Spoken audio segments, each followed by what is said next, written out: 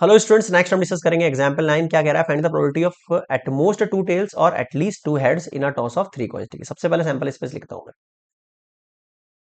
देखो, head head head head, tail tail tail tail, head head, tail tail, head head, tail tail, head tail, head tail, head tail, head tail. अब ध्यान देना, सबसे पहले मैं ए event मान लेता हूं।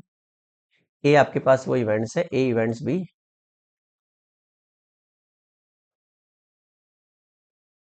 Eight most two tales. कितने टेल है भैया? दो टेल। अब इसकी काउंटिंग लिखो आप सबसे पहले इसमें। दो tail, at most two tail का मतलब होता है ज्यादा से ज्यादा दो टेल, और कम से कम कितने भी टेल चलेंगे, मतलब कितने भी टेल चलेंगे, जीरो टेल है वो भी चलेंगे। यानी एच एच एच भी काउंट होगा, एच एच टी भी काउंट होगा, एच टी एच भी काउंट होगा, एच टी टी भी काउंट होगा, टी एच एच भी काउंट होगा, टी एच टी भी काउंट होगा, टी टी एच भी काउंट होगा। बस अगर मैं इसकी प्रोबेबिलिटी की बात करूं तो हो जाएगी 7/8। Got it. अगला देखो, बी इवेंट्स हैं, B at least two heads. कितने हेड है भैया? दो हेड कम से कम। ध्यान देना इस बात के ऊपर, एट लीस्ट टू हेड्स का मतलब कम से कम दो हेड, ज्यादा से ज्यादा कितने भी चलेंगे।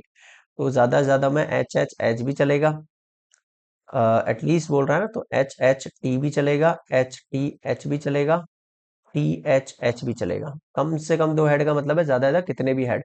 दो हेड वाले तो मैंने ले लिए सारे, यहाँ पर दो हेड देखो, इसमें भी है, इसमें भी है, इसमें भी है, और तीन हेड वाला भी ले लिया। प्रोबेबिलिटी ऑफ बी कितना हो गया आपके? 1 2 3 4 4/8, यानी 1/।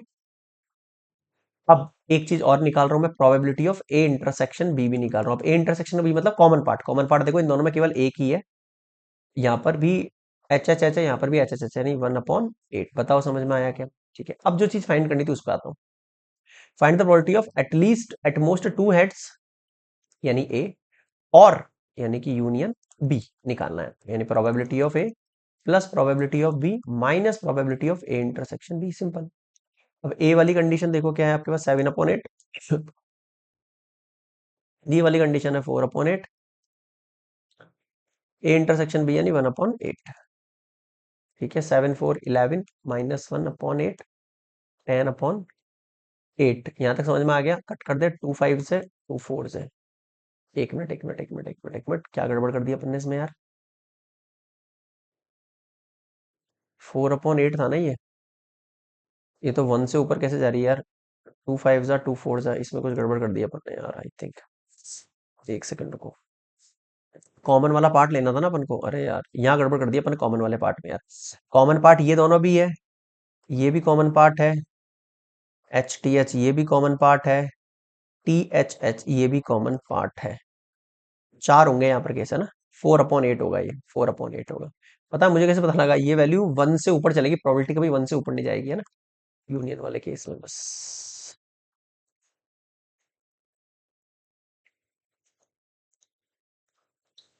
ओके, तो ये वाला केस भी 4/8 आ रहा है आपके पास, यानी ये तो और आसान हो गया, कट गया। 7/8 is your answer. Example number 9 complete.